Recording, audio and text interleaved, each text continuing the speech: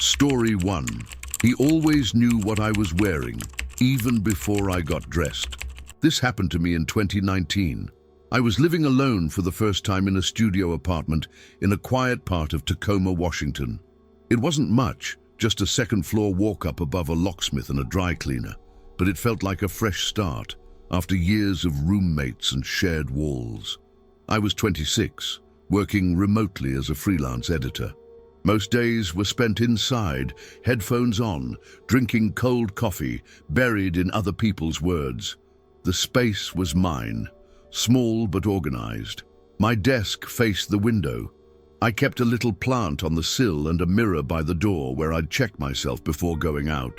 For the first few weeks, nothing felt off. I built my routines: wake at 7, coffee, emails, get dressed by 9, walk to the market on Thursdays, laundry every Sunday night. It became comforting, until it wasn't. The first thing I noticed were the messages. At first, they came through my work email. The subject lines were mundane. Nice sweater today. You should wear those dark jeans again. Harmless compliments, I thought. Maybe a client? I even replied once, just a generic thanks, but who is this? No reply. But the emails kept coming. Then they got more specific. You'll choose the white t-shirt tomorrow. I liked that one. And the next morning, I did. That gave me pause. I chalked it up to coincidence. But 2 days later, blue flannel today, right? That one hit me differently. The shirt was folded in my closet. I hadn't decided yet. I sat down on my bed and stared at it for a long time, trying to retrace how my decision had formed. Had I already made up my mind subconsciously? Was I just following a pattern? I wore something else that day, something I hadn't touched in weeks. Still, the message came. Nice switch, but I liked what you would have picked better. The moment I read it, I felt my throat close. Not just watched, predicted, like someone had already played this scene out. There was no IP address. The sender used encrypted email. Nothing traceable. That weekend, I left town, stayed with my sister in Seattle. I needed a break. I didn't tell her. I couldn't even form the words for what was happening. I just said I needed space. When I returned, there was a note on my counter, just a sticky note. 4 words written in small, slanted handwriting. Good to have you. I hadn't told anyone I was coming back early. After that, I stopped using my mirror in the mornings. I got dressed in the dark sometimes. I unplugged my Wi-Fi when I wasn't using it, changed passwords, deleted social media. I even turned my laptop camera to face the wall. But the messages kept coming, less frequent, more reflective. You second-guess the boots again. Why? It's not about style, it's about doubt. They weren't just watching, they were inside the hesitation, inside the decision, before it became action. I became obsessed with randomness. I'd choose a color by spinning my finger in the air and stopping it blindly on a shelf. I'd wear mismatched socks, put on 3 shirts and take 2 off. Anything to make the pattern illegible. But it never worked. The voice, the messages, adapted. Fun experiment. I still liked the blue better. Every day became a game of preemption. But it wasn't fun. It was eroding something. The idea that you have privacy inside your own thoughts, your own choices. I started to feel sick, not physically, but inside time, like I wasn't living forward anymore, just playing a script someone already had access to. Then one day, silence. No emails, no notes, nothing. For 3 days, I started to feel like myself again. Until the 4th day. There was a single line in my inbox. You think I'm gone, but I'm already in your next thought. I don't remember deciding to cry. I just did, quietly, while standing barefoot in the hallway. The silence continued. No more emails, no more sticky notes. Something had changed. Or maybe I had. I didn't know if the absence meant it was over or just shifting into something else. But for the first time in months, I felt still. So I took control the only way I could. I covered the mirror. First the one by the door, then the one in the bathroom, then my phone screen taped over with Post-its. It felt stupid at first, superstitious even. but it helped. I stopped checking my reflection entirely, not just out of fear of being watched, but because I realized I had been scanning my own face for signs of wrongness, as if something would show itself in my eyes before it appeared anywhere else. The messages stopped for a week, then 2. That's when I started to feel something strange. Not fear, exactly, but loss. Like I had shut a door, and someone was still standing outside it, waiting. I got used to the quiet. I made dinner with music again. I sat on the couch without checking the door every 10 minutes. I even started writing again. Not for work, just for myself. And then it happened. On a Wednesday afternoon, I came back from the market. The apartment looked untouched. No signs of entry, no notes. But when I turned on my laptop, I noticed something. The screen was clean, not just wiped, polished, gleaming like new. The rest of the desk was dusty. There was a ring from my coffee mug, fingerprints on the lamp switch, crumbs near the keyboard. But the screen, not a speck. That's when I realized my laptop camera wasn't covered. I'd taped it a month ago, but the tape was gone. I stared at it for a long time. Then I opened the email app. One new message, no subject, just a single sentence. "I miss your reflection." I didn't respond. I didn't breathe for what felt like a full minute. I just closed the laptop and sat there. Something inside me was shrinking, like it had retreated to a corner too small to reach. That night, I taped over the camera again, not just tape. I stacked 2 books in front of the laptop and turned it to face the wall. I tried to tell myself it was just someone messing with me, that no one could know the things they said, that maybe I'd imagined part of it. But the way the message felt, it wasn't random. They weren't watching me. They were remembering me, and worse, missing me, as if my absence was something they had to endure. The next day, I unplugged everything, moved the desk, rearranged the room. No more patterns, no more predictability. But late that night, as I passed the hallway on my way to bed, I saw the shape of myself in the window glass. And for a second, only a second, it looked like I was smiling. But I wasn't. I started therapy. Not the kind of therapy where you talk about childhood or dreams. The kind where they watch how you sit, how long you hold eye contact, how often your hands twitch. They said something about cognitive misattribution, internalized voices of threat. I didn't catch all the terms, but one thing stuck. The therapist asked, "Do you ever anticipate someone reacting before you act?" I said yes, constantly. She nodded and wrote something down. That can be a form of trauma conditioning.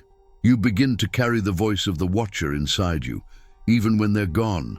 I asked if that meant it wasn't real. She paused. It was real. Now it's patterned. I stopped checking my email after that. I threw away my phone the next day. Not recycled, not sold. I literally threw it off the pedestrian bridge into the river. I bought a dumb phone. No GPS, no camera. It was quiet again. For 3 days. On the 3rd night, I was brushing my teeth when I noticed something. The bathroom mirror was still covered, but I could see my reflection in the chrome faucet, distorted but visible. I leaned in, just out of habit, and then I saw it. My mouth was moving, but I wasn't saying anything. It mouthed the words, "You can't undress from me." I stepped back so fast I nearly knocked over the sink cup. I didn't scream, I didn't run. I just stared. The mouth stopped. My face returned to stillness. My breathing caught up. I didn't go back in that bathroom the rest of the night. Since then, I've stopped trying to figure it out. I keep the lights low. I don't dress by routine anymore. I rotate my wardrobe randomly. I change my schedule. I don't make decisions. I react. Sometimes I think the voice is gone. Other times, I realize I haven't thought about what to wear in days. It just appears, and it's always what he liked. I haven't seen another message. But when I see my reflection, even in the darkened window of a passing train, I swear, it smiles before I do. Story 2. He never followed me. but he was always already there. This happened in 2018. Back then, I was finishing my second year of grad school in Western Massachusetts. I lived in a sublet just off the university campus, a 2-bedroom apartment above a dentist's office. The other room stayed empty most of the time. The previous tenant had left suddenly mid-lease and never came back for her things. I didn't mind the emptiness. In fact, I preferred it. The silence made it easier to write. My routine was predictable. Mornings started with black coffee and bad weather. I'd walk the same cracked sidewalk to the campus library, take the same third-floor window seat, and read for hours. I always took my lunch around 1:15 p.m. I always walked home at sunset. I liked knowing what came next. I don't remember when I noticed the first shift. Maybe it was when I reached for my keys in the library lobby and they were already in my hand, even though I couldn't remember pulling them out of my bag. Or maybe it was when the barista at the cafe greeted me by name and said, "You want your usual again?" I had never spoken to her before. The weird thing is, she was right. She listed the exact drink and sandwich I would have picked. I smiled awkwardly, assumed she was confusing me for someone else, and walked away. The next morning, I left my apartment at 8 a.m., walked to campus, and found my favorite window seat already taken. But the person got up and left the moment I walked in. Not rudely, not even in a rush, just quietly, as if their job was done. They left a folded napkin on the chair. It had a circle drawn on it, just a circle, nothing else. I didn't mention it to anyone. By the end of the week, small things began shifting. My jacket would be hung in a different place when I returned home. The butter in the fridge would have a new knife mark. My toothbrush would be dry when it shouldn't be. But nothing was taken, nothing was damaged, just slightly wrong. I changed the locks, set up motion detectors. One night I left a piece of string taped across the door. It was still there in the morning, but the windows were never locked quite the same way. Then something happened that made me stop pretending it was in my head. I had an early lecture that day, and for once I skipped the library and walked straight home at noon. I wasn't feeling well. My stomach was tight, and I remember being oddly dizzy. When I walked into my apartment, the light in the spare bedroom was on. I never used that room. There was no reason it should have been on. The door was shut, not locked, just gently closed, like someone didn't want to wake me.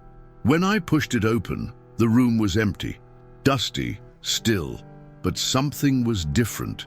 The bed, which I had never touched, was made. Not neatly, sloppily, as if someone had just gotten up and didn't want to draw attention. I stepped out and checked the hallway, then the kitchen, then the bathroom. Nothing, no signs of entry, no tools, nothing missing. But when I returned to the bedroom, I noticed a subtle crease on the pillow, a perfect indent, right where a head would have been. The next day, I skipped class and sat in the living room in silence, waiting. At 11:46 a.m., the heat clicked on. My thermostat was manual. I hadn't touched it. I watched it turn slowly from 64 to 68. I moved out 3 days later. I didn't tell my landlord. I didn't take anything but my laptop, a backpack of clothes, and my passport. I didn't tell anyone where I was going. I rented a studio apartment across town, signed under a different name, paid in cash. But it didn't matter. The next morning, on the kitchen counter, there was a sticky note. It said, "Much better light in this place." I started keeping a log, not for evidence. I knew better by then. The police couldn't help. There was no crime, no suspect, no footage, just small, subjective shifts, almost like my life was being shadowed a few seconds ahead. The log was for me, a record, a line between me and the thing pressing on my life from just behind the wall. Monday, 9:42 a.m., coffee cup already warm. I didn't pour it. Tuesday, 12:07 p.m., the lamp was on. I never turned it on. Wednesday, I saw him. That morning I went to a small cafe I'd never visited before. It was far from campus, a place with no Wi-Fi and no crowd. I sat by the window and opened a book. I looked up and he was sitting 3 tables away.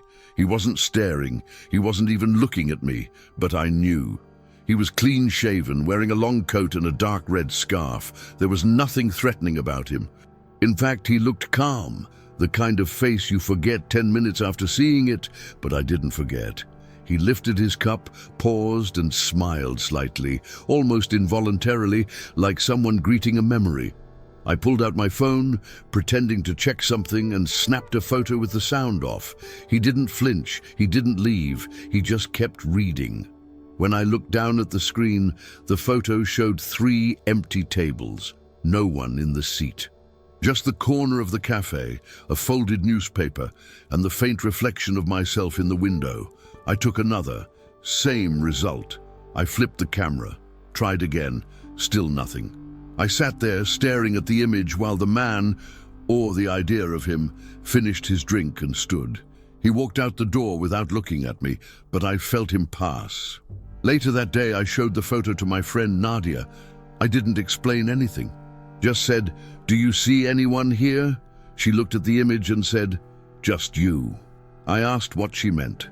She pointed to the faint shape in the window reflection. "You can see your shoulder. It's kind of a nice photo. Lonely. Is that what you were going for?" I said nothing. Then she paused. "Wait, were you trying to take a picture of yourself?" I said no. She laughed. "Could have fooled me. You're the only one in it." I deleted the photo that night, but it didn't help. Because every time I closed my eyes, I could still see his face, not in memory, in muscle, in the twitch at the corner of his mouth, the shift in his brow, the way he blinked twice in a row, like he was catching up to his own thoughts. I know I didn't make him up. I don't dream details like that. And yet, when I described him to Nadia later that week, she interrupted me halfway through and said, "That sounds like you." I didn't know what to say. I checked the mirror that night. Same scarf, same blink, but I hadn't bought the scarf. I stopped going outside, not because I was afraid he would follow me, but because he never did. He was always ahead, everywhere I hadn't gone yet, every cafe I hadn't tried, every hallway I hadn't turned down. A kind of presence without pursuit.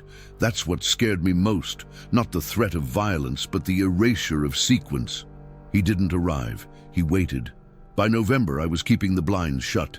I removed all clocks from my apartment, covered reflective surfaces with old towels and black tape. I didn't want to see anything that might move independently of me. It didn't matter. Each morning at 6:03 a.m., my phone buzzed. Even without notifications, even in airplane mode, it would light up.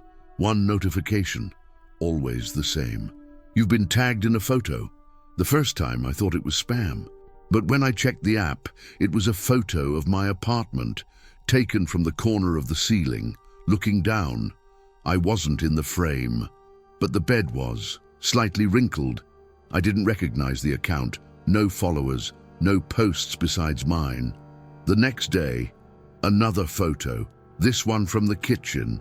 My mug was mid-table, as if I had just set it down. But the worst came 3 days later. It was a selfie. The photo was taken from the hallway mirror, but I had covered the mirror a week ago. In the image, the towel is gone, the glass is clean, and I'm standing in front of it, shirtless, eyes open. I don't remember that moment. I don't own that towel anymore. I threw it out 2 days before the photo was posted. The caption under the photo said, "You're catching up." I stopped using my phone, started sleeping in a chair facing the door. But each morning, a new image appeared, a few seconds ahead of my memory. Eventually, I noticed something else. The photos were slowly rotating clockwise. Living room, hall, kitchen, bathroom. And then one day, nothing. No post, no ping, just silence. Until the following morning, when I walked into the spare room, the one I had locked and never used, and found the camera. It was an old phone perched on a shelf, dead battery. But the wallpaper was a photo I hadn't seen yet. It showed me, standing at the front door, wearing a coat I hadn't worn yet, a scarf I hadn't unpacked. The caption on the screen, "See you yesterday." Did you enjoy the content and it made a difference for you? Click on Super Thanks and support our work. Story 3. The letters were in my handwriting, but I never wrote them. This happened to me in 2020. I was living in a rental duplex just outside Columbus, Ohio. I'd been there almost a year, long enough to have a routine, but not so long that it ever felt like home. I was working remotely, editing technical manuals for a publishing firm. The work was precise, mechanical, exactly what I thought I needed. I've always kept a journal. Nothing dramatic, just lists, dates, observations, small things. A habit passed down from my mother, who called it proof that you're real when you feel invisible. That phrase would come back to haunt me. The first letter arrived in January. I found it inside a plain envelope, no return address, sitting on my desk when I came back from taking out the trash. I hadn't left the door unlocked, but it wasn't broken either. I opened it slowly. The page inside was lined, torn from a spiral-bound notebook. The handwriting was familiar. Mine. Even the way I looped certain letters, the small downward slant of the S in certain words. But I didn't write it. It wasn't just the content. It was the structure, the rhythm, the way the sentence started with, "You'll think this is a prank." That's not how I talk, not even in my own thoughts. Still, I stared at the page for almost an hour, compared it to my journal. The match was uncomfortable. Not just similar, identical. I called my sister that night and told her I was dealing with weird mail. I didn't mention the handwriting. I wasn't ready to say it out loud. The next morning, another letter. Same paper, same hand. It was placed under my pillow. This one said, "It's easier to believe you forgot writing it than to believe someone else did." That line gutted me, because part of me had started to wonder exactly that. I went back through my journals, every entry. I checked timestamps on my phone, emails, even food delivery receipts, looking for any gaps. Times I might have blacked out. Nothing. Still, I went to see a handwriting analyst. Not an internet one, an actual certified forensic document examiner. I brought one of the letters. I also brought a dozen pages from my old notebooks. She studied them silently for over an hour. When she finally looked up, she said something that made my stomach turn. "These are all written by the same person. You." I asked if it could be faked, mimicked. She shook her head. "Not this consistently. Even the hesitation marks are yours." I didn't say much after that. I thanked her, paid in cash, and left. On the walk home, I had to remind myself to blink. I didn't tell anyone what she said. Instead, I started keeping two journals, one that I wrote in and one that I didn't. I kept the second one locked in a kitchen drawer, taped shut, blank, until it wasn't. 3 weeks later, I opened the drawer to find 12 pages filled, all in my handwriting, all signed with my name. The entries detailed things I hadn't done, walks I never took, conversations I never had. But the tone was intimate, measured, like someone who had studied me for years and finally perfected my voice. It felt like reading a ghost's version of my life, not one that wanted to hurt me, one that wanted to replace me. I stopped writing, not just in journals, anywhere. No texts, no emails longer than a sentence. I didn't want to see the line blur again, but the letters kept coming, and they weren't just documenting anymore. They were predicting. One of them said, "You'll check the back door lock twice tonight. You won't remember the second time." And that's exactly what happened. I checked it around 9 p.m. I was sure of that. But around midnight, as I was brushing my teeth, I saw that it was already bolted, firm, double locked. I never used the second lock. It sticks. I told myself I'd done it without thinking, but even that thought felt implanted. A few nights later, I received a longer letter, 3 pages. It started with a story about a woman who moves into a small duplex, alone, about how she starts receiving letters. It mirrored everything I'd lived so far. Then halfway through, the story changed tense. "You will pour coffee, but not drink it. You will sit at the kitchen table and forget why. You will blink 3 times before the doorknob turns." That line sat like a nail in the center of the page. I froze. I hadn't realized it, but I'd already blinked once, then twice. I tried to stop myself, but it happened. 3rd blink, and then the doorknob behind me turned. Soft, just enough to click. I didn't move, I didn't breathe, it didn't open, but it turned. When I stood up and checked the hallway, there was no one there. The outside light was off. The deadbolt was still in place, but the knob was warm. After that, the letters became more frequent. I'd find them tucked into my shoes, behind the shower curtain. One time, slid between the slats of a closed vent, always in my handwriting, always a step ahead. And worse, they started to affect me. I would read a line like, "You'll think of the word flinch right now," and I would. Not because I wanted to, but because I was terrified not to. One night, I tore a letter into pieces before finishing it.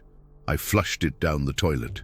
And then, hours later, I woke up in the hallway holding it whole, dry, unfolded, not even a crease. There was a new line on it.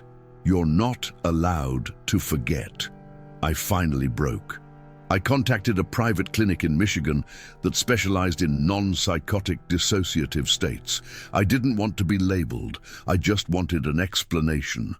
The intake therapist listened quietly for an hour, then asked if I'd ever heard of echo seeding. I hadn't. She explained, carefully without judgment, that in some rare cases, psychological disturbances could take the form of written self-distortion, a condition where the victim begins to internalize a narrative not their own, written in their own hand. She said that some believe it's a manipulation technique used by certain stalkers or abusers to break identity boundaries. Others think it's a trauma-induced phenomenon, the brain externalizing parts of itself to make sense of instability. Either way, she said, the writing becomes a kind of contagion, not just a message, but a memory implant. She called it autographic infiltration. I asked how to stop it. She didn't answer right away. Then she said, "Some people burn the letters." So I did, every one of them. I burned them in a steel bin outside the clinic building while a nurse stood nearby to ensure safety. I watched the ink shrivel and curl, the paper blacken. I stayed in the clinic for another week. Then I left Ohio, moved cities, changed my name on all public databases, deleted every email, every social media account, bought a new phone, started fresh. For a while, it worked. I started sleeping again, even started writing again. Just recipes, lists, nothing personal. And then 3 weeks later, a package arrived. No return address, no stamps. It was waiting outside my apartment door. Inside, there was a single sheet of paper. It was my handwriting. I hadn't touched a pen in days. The page was blank except for one line. "Don't forget to forget. I keep it in a drawer now, unfolded, weighted down by a glass of water. I don't look at it often, but sometimes, late at night, I swear it shifts. The curve of the letters, the spacing, like it's still being written very slowly, by someone who knows my hand better than I do."